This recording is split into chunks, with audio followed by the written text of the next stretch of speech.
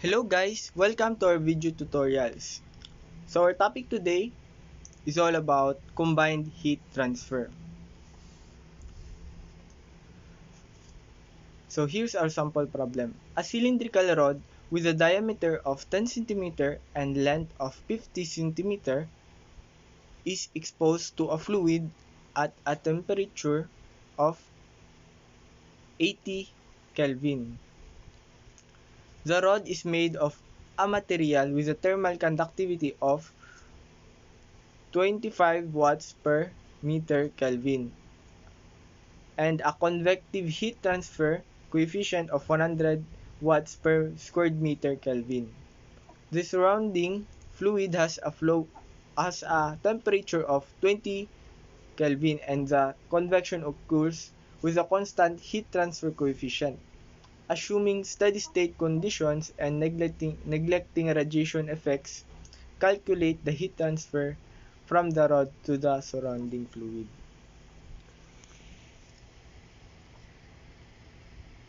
So, after we list our given here in the left side, we can continue to our formula.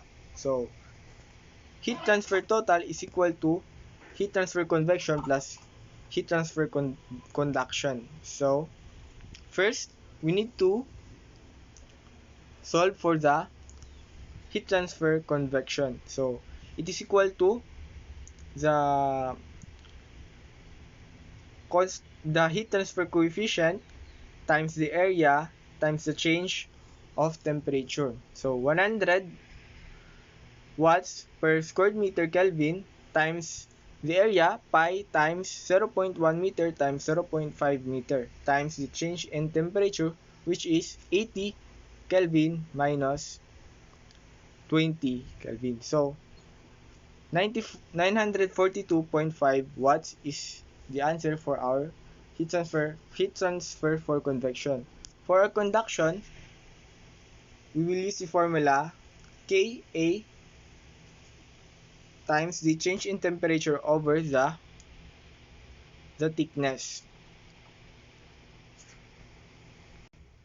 I mean the length.